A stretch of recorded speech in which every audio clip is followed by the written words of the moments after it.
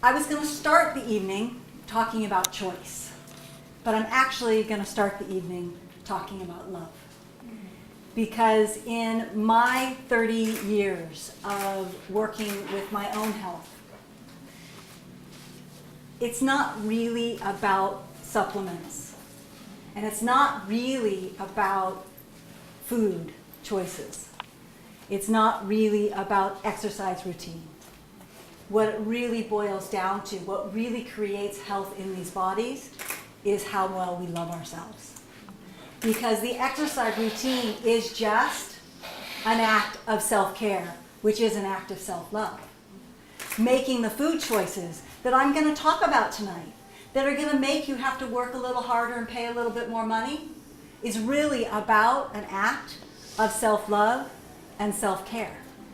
And when you have the desire to do these things and you're not able to do it, it's because something is becoming more important in your world than those basics, than loving yourself and caring for yourself. And the truth is, there's actually nothing more important.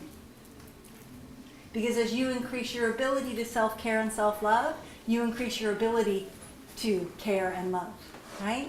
You can't separate the two. So we are going to talk about choice. I'm going to talk a little bit about my journey that isn't in the book, because people always want to know about that. I'm going to talk about the choices that I made that kind of screwed things up for me. And we'll get into some of the specifics about diet that I think are really important that are in the book, and then some things that aren't in the book. I'm always growing and evolving as a practitioner. I am always learning. I've already learned from in this evening listening to you guys talk, right? So there's things that I've learned since I finished the book that I want to share with you because I think they're really important. It's not really that I've learned them, it's just that they've come into my awareness as being really important. So we'll go ahead and get started. And the first thing that we're going to talk a little bit about tonight is the power of choice, right? How many people here have read a diet book or listened to people talk about diet or know what they should do? Right? Almost the whole room. How many people here know what they should do and yet have a difficult time actually doing it? Right? It is difficult. It's difficult. Yeah. Yes. And we're going to talk about why it's difficult. So like I said, for about 30 years, I have been on a health journey. My first health crisis was when I was 17 years old. I'm now 51 years old. And I have been improving this body ever since. I'm actually healthier now at 51 than I was at 32. I'm going backwards. That's kind of good, isn't it? Nice thing to think about, that you could possibly do that. And it's possible. You can do it. Yes, the body ages. That's a natural part of life. Right? But it doesn't have to get old, and it doesn't have to fall apart, and it doesn't have to get sick. Now, sometimes sickness is part of someone's journey. It was part of mine. It's why I can stand here in front of you today sharing with you what I've learned, right? It's because I've gone through my own journey. I've done a lot of studying, and I've worked with a lot of bodies. And I've applied my awareness to that process, and I've learned a lot from it. And so that's what enables me to share with you tonight. So it was definitely part of my journey. But what I want to help people avoid is when it doesn't have to be. When part of the journey can be making the choices that don't take us down a road that we don't have to go down.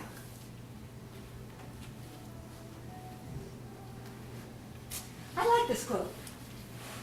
So some of what you're going to see tonight are the things that I just had readily available, because like I said, I was 2 days before I was leaving town, I found out that I was doing the talk. And then the entire vacation up until the last 2 days, we were in on an island with no internet. And then we arrived home last night at midnight.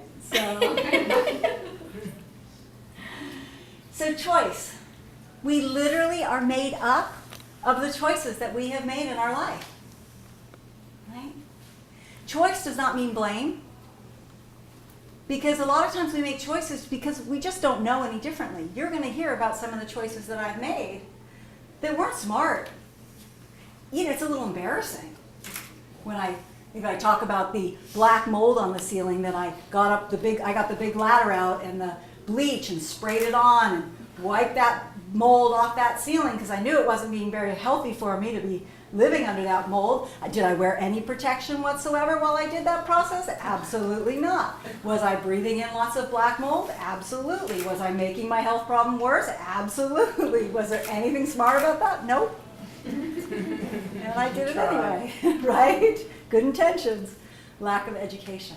That's one of those things. Like, if I knew differently, if I knew at the time that dead black mold is more toxic to the body than live black mold, if I knew that, you know, bleach actually doesn't take care of the problem and it's really toxic to the body, I wouldn't have obviously made that choice. Right?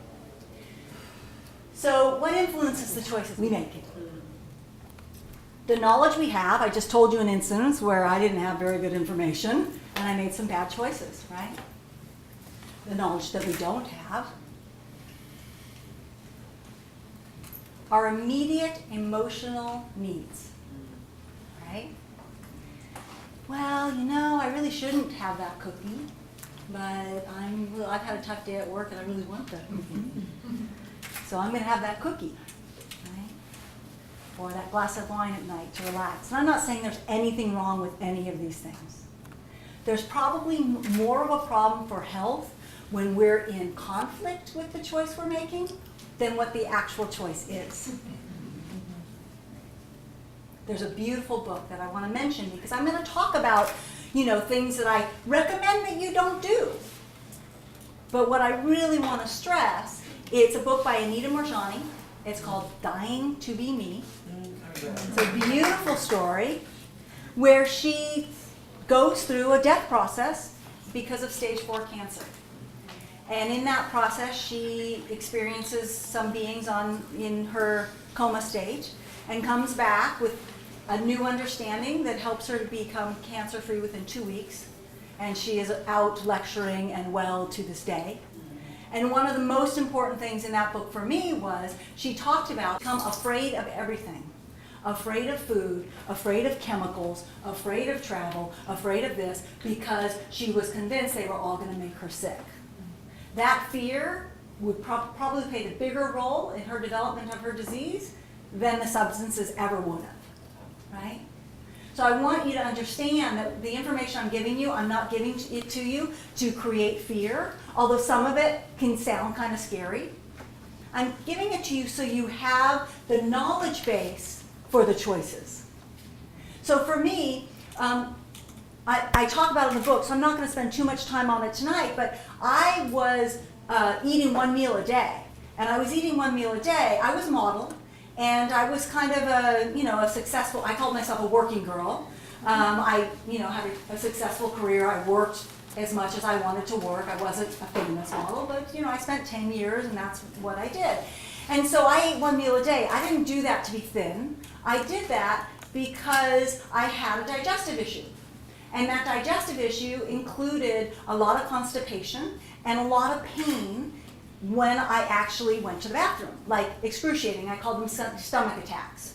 And so to avoid stomach attacks, I would not eat a lot, because the less I ate, the less often they happened. It was a management tool for me that nobody told me was a bad idea.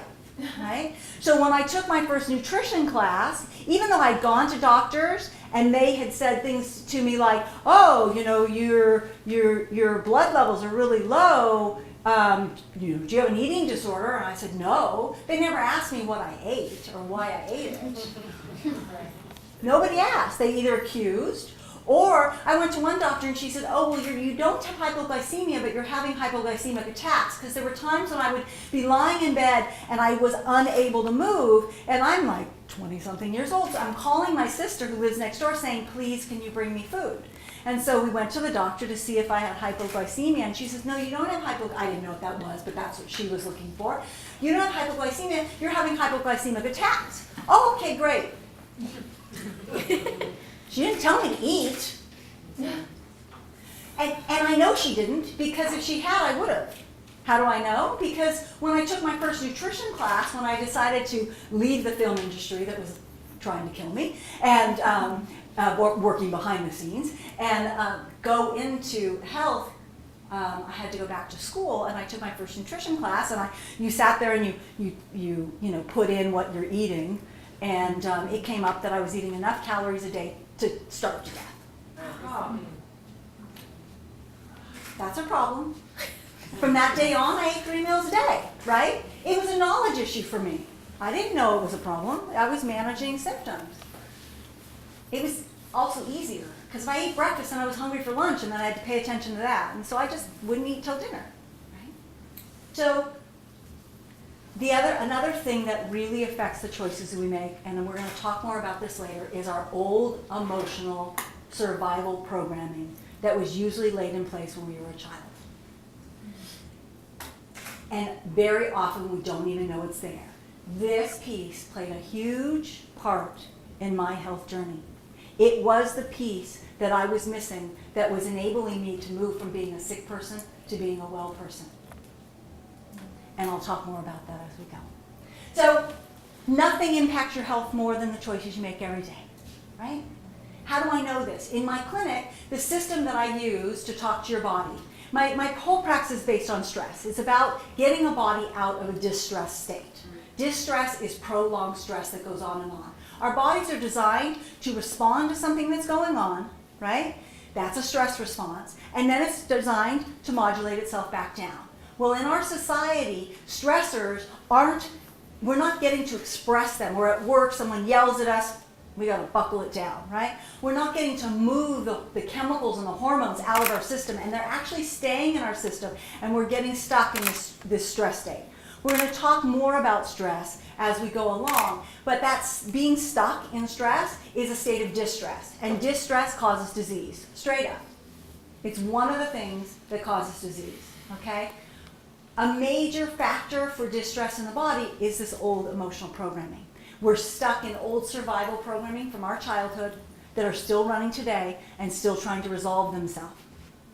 Okay? So it's a really important piece to address and meet. And it is the piece that keeps us unable to make the choices that we want to make, because something else is becoming more important than making sure that we're feeding ourselves well, or that we're doing that movement routine that we want to do, or whether we're doing our meditation practice. Okay, you can go to the next one. There we go. So I start here, because this is me at, I don't even know, 1.5 years old? Something like that? You think 2? You're eating. Yeah, 2. Oh, I don't think 3, not quite 3, but yeah. And this is, kind of, I came into this world kind of like, wow. This is sort of cool. And then, somewhere around this age, a big event happened in my life. And that big event was that my parents divorced. Now, anybody who understands psychology knows that as a child, when something happens in our world, it's our fault. We did it, we caused it, there's some reason that it's our fault. My father didn't leave my mother, my father left me, right? And so a key piece of programming that got laid down at that age inside my body was, what's wrong with me? Some of you might start making the connection, right? So now inside of me there's a subconscious program going, what's wrong with me? Why did he leave me? Okay? So when I got to about age 17, I developed my first health challenge. I started getting repeated bladder infections. And the men are in the room, but this, I'm going to talk about a few things that are a little intimate. But at the time, I was using a diaphragm, and they didn't know that diaphragms predispose you to get bladder infections. So my doctor just kept giving me antibiotics, and I just kept getting bladder infections. She would give me antibiotics. It got to the point that she wanted to give me an antibiotic a day for a year, at which point I refused. Why? I have no idea. Something inside me said, yeah, no. Right? But after that, I made a little trip down to Mexico picked up some nice friendly bugs, little turistas. I came back and I developed what is known as, well, they call irritable bowel. Irritable bowel is sort of a diagnosis that says, we don't know what's wrong with you, but we know you're upset, so we're going to call it irritable bowel. But this was, you got to realize, this was in 1982, 83. There was not the internet. So I went to my one doctor. She goes, I don't know what's going on. Here, let's do a stool sample. So I go marching down to the hospital with my stool sample. I know I was 17 years old because I go to the hospital with my stool sample to turn it in. And they look at me and they say, I'm sorry, you're underage. We can't accept this. Really? What are you going to do? Okay. I had to go home, get my dad, bring him back. So at this age, I'm modeling already. And I've already been living in New York and been living in Paris. So I don't have the normal parental go with me, deal going on. My trip to Mexico, I took my boyfriend there for his birthday. So the stories are a little bit different than the average 17-year-old. But so then that doctor came back normal, samples, everything fine. She sent me to a gastroenterologist, took a couple looks and said, irritable bowel. And then he gave me a few pieces of information. It's due to stress. It won't give you cancer. There's nothing you can do for it. Don't eat fiber. What a smart guy. So some of you are making that, because you know that that's like the worst recommendation in the world. But I'm 17.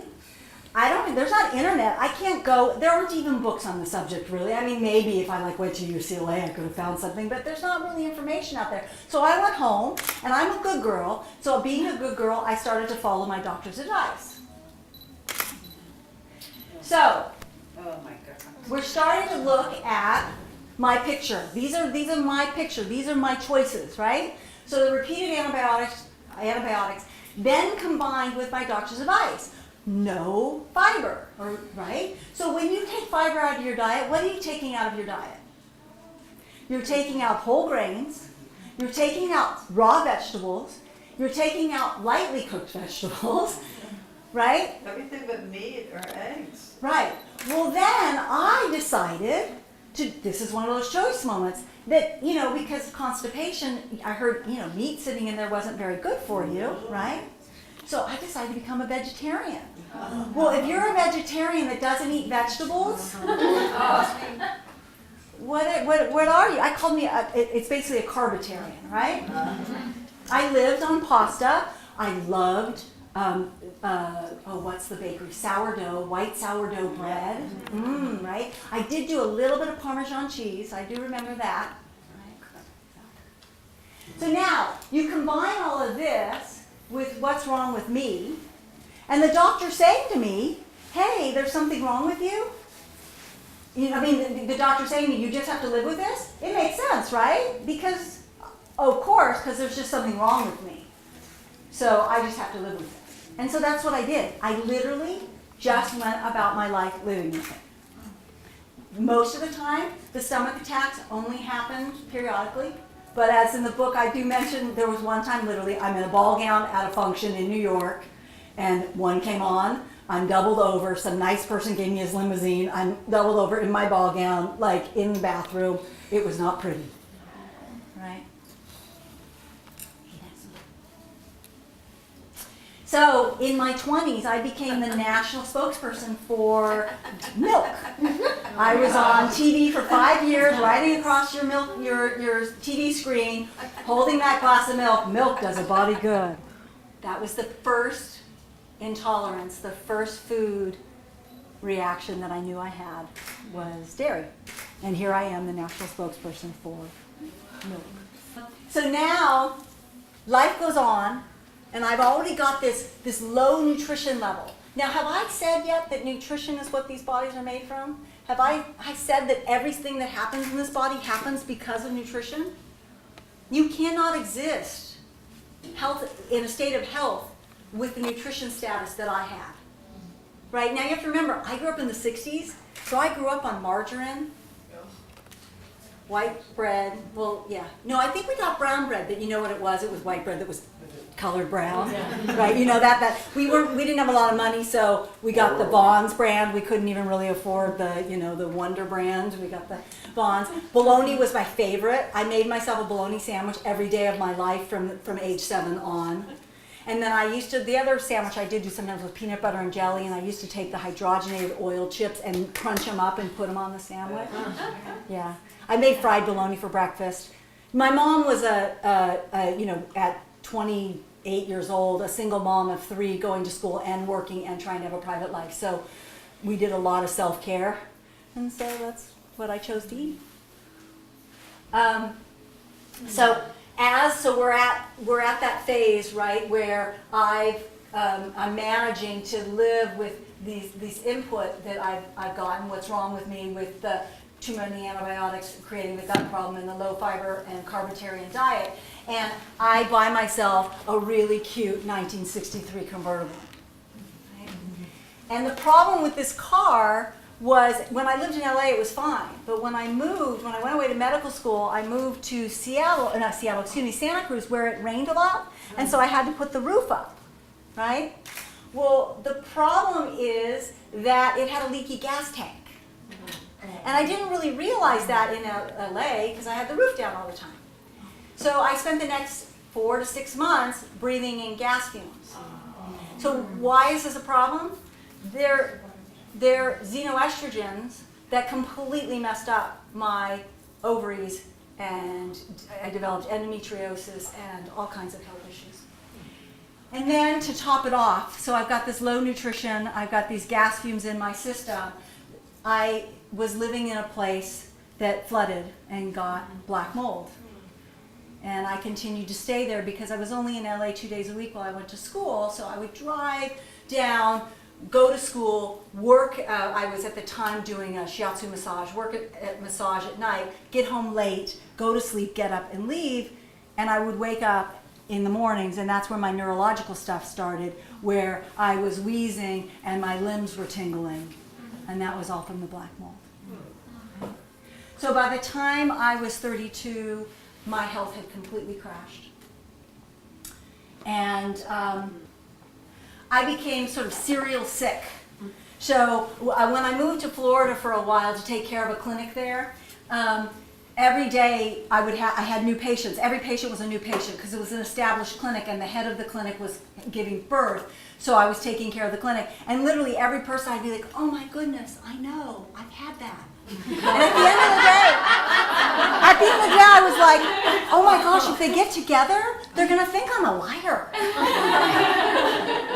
But literally, I'd had them all. So serial sick. I'd have one problem, and it would start to get better, and then something else would come. Oh, we have to go back to one thing which was on there, but I didn't mention, which was the creme de la creme, and it's super important. I want you all to know about it. Is Cipro. Do not ever take the medication Cipro. It is in multiple lawsuits. It is very dangerous, and in women, it creates vulva, clitoral, and urethral pain that can be lasting that can last for years. And I have seen it in more women than I can tell you. This is part of what happened to me. I took Cipro once. I had pain for several weeks after. I was prescribed it again later, and the pain didn't go away. I walked around with that kind of pain for 5 years of my life.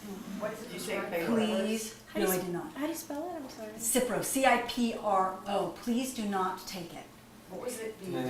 It's an antibiotic, and it's very often prescribed. And I have so many women that come into my practice in that situation. So please don't take the risk. It doesn't happen to everybody, but you don't want to be one of the people that it happens to. Trust me. Imagine taking your pleasure center and turning it into burning pain 24/7. But this was kind of what, this is like a myriad of what I would go through depending on where we are. So, as I started this journey of healing myself, I found that nothing kept the disease process alive in my body more than stress. But there's something really important to understand, is that there's different kinds of stress. So there's stress is a natural response. We said that already. So we're really talking about distress. It's just easier to say stress. But there's external stress, right? You guys know that. You did it driving here, right? I don't know about you, but I mean, we were going, how slow, anyway. But there's also something that I call internal stress. So if you look at all of the symptoms that I have, all of these are internal stress. None of them are coming from outside of myself. They're all coming from inside my own body. I literally had become autotoxic. I was making my own toxins, unable to eliminate toxins because I didn't have the nutrition to do it. And my body was just creating this toxic environment, right? That's what fibromyalgia is. Anybody who suffers from it or has suffered from it, it's an autotoxic environment often. So decreasing this internal distress is an essential core component to being well. Okay? So doing things to decrease external stress is great, but you want to be careful because if we don't ever experience stress, I did this. I didn't close, but I left my clinic in Seattle. I got rid of everything, put everything in storage, and I moved to Hawaii, and I lived in a tent on a dance retreat that did ecstatic dancing, and I was so sick. I got worse. I didn't get better. And my ability to tolerate stress got lower. So we used to think that the solution for distress was to remove all the stressors, right? Anybody who's worked with me in the past knows that I was really big on taking all the food out that was distressing your system. And I still will recommend that for a while. But now I'm all about getting it back in. Because we want our systems to be able to tolerate this environment. So I had become what they call HSPs, highly sensitive person. And it used to be thought to be a good thing. Well, now in medicine, we're actually finding that it's a big problem. And people who have that programming, there's something wrong with me, what's going on, who are always looking within to see, can develop this tendency. Because everything out there is a potential problem. And then it starts becoming a potential problem. So unbecoming a highly sensitive person is an important part of the healing. Right? This weekend I was on a lake in Canada with a friend of mine who I've been watching her health, and it's been declining. And she lives out of the country, and we keep talking about it when she comes to come see me so I can help her figure out what's going on. She's having hormone stuff. And we had rented a car, and when we rented a car, they offered us 3, and we got in every one, and we picked the one that stunk the least, because I couldn't tolerate being in a car. Like, I don't own a Prius because I couldn't tolerate being in them because they were too new. You couldn't get, at the time, a used Prius, and they stunk. And I would be in the car for 5 minutes, and I had a raging headache. Right? Well, we got our rental car, and our rental car was kind of stinky because the other one he didn't like. It was too much of a boat or something, I don't know. So we got the little sporty one. Anyway, I did fine. But my friend was in the back seat for 2 minutes going, "Oh my God, I can't stand it. Please roll the windows down." That's not good. It's good to try to get the less stinky car, but it's not good if you can't tolerate it if you do, right? That's the system that's breaking down. I couldn't live the life I wanted. I loved to travel, and travel was hard. I just couldn't do the things I wanted to do, right? So this was where the what's wrong with me actually started to help. And it helped because I started looking at the choices I was making, because it had to be my fault. Right? And started to explore the world of food, which led me to write the book that you're all here to hear me talk about, although I haven't mentioned it yet. We are on a journey to make choices. We're not here to make choices, but on this journey we make choices, right? And we can make choices that take us down that road like I did. I know that road really well. And I have to tell you, if you can avoid going down that road, I highly recommend it. Because all of that verve that we have inside of us, all of that desire to help, all of that desire to celebrate with our children, all of that desire to really celebrate this amazing planet that we live on, gets really hard to live out when you're not feeling well. And anybody who's ever had a health crisis knows that your health is one of the most precious commodities that you have. It is the foundation that your life is created on. These bodies are the vessel that this spirit is getting to go forth in this world and express. So there is no higher purpose than the purpose of taking care of this vessel. One of the most selfish things we can do is not take care of ourselves. Let me say that again. One of the most selfish things we can do is not take care of ourselves. Because when we don't feel well, we cannot show up for others in the same way. I know. I missed my entire nieces and nephews. I missed having children. I missed my entire nieces and nephews growing up because I wasn't well enough to show up for them. Right? So any little voice in there that says, oh, I can't, I'm not important enough. Let that other voice that says, oh, actually, it's the most generous thing I can do for my family, my friends, and my loved ones. Right? Because this is the greatest gift we have, our presence, our awareness, our light. And it's super hard when we're in pain and we're tired and we're sick to shed that light. When we're looking at creating health, one of the things that I have learned more than anything, yeah, we'll get to this next, go back to the earth, please, is that food is the foundation that health is created upon. Health is the foundation that success is created upon. You can create success without health, but it's a heck of a lot harder. So why do it, right? So if we want to be successful in our lives, if we have dreams we want to live out, then creating a solid foundation of good nutrition is a must. It's an essential. And that's what the book is about. And the book goes through step by step how you do that. Okay? So before we go into that, which we're going to go, I want to make one point to all of you. Because I am seeing this in more and more people that I'm working with. And something that I don't think many of us realize is that we are in an evolutionary shift. Just like the Ice Age. This planet is experiencing something it has never experienced before. And the species that live on this planet are transitioning as a result. This is the number of extinctions that have happened in the last. Now, ironically, Jonathan, this is the production of chemicals.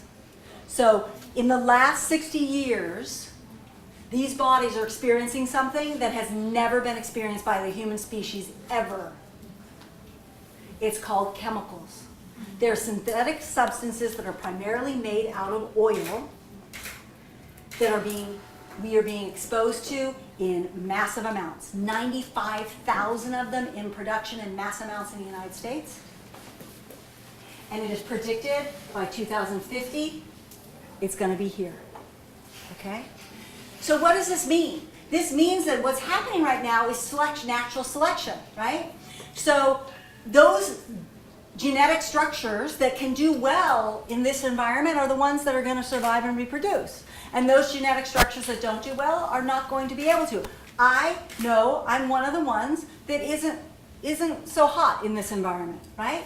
So that means that I have to do everything I can to decrease my exposure without it cramping my life. I have to do everything I can to support my body in dealing with this, right? So if you're a person that struggles with your health and sometimes you feel like, what's wrong with me? Why me? Just know that you're not alone. The planet is struggling right now with an evolutionary shift. Human beings, chemicals will become part of human beings, I am convinced.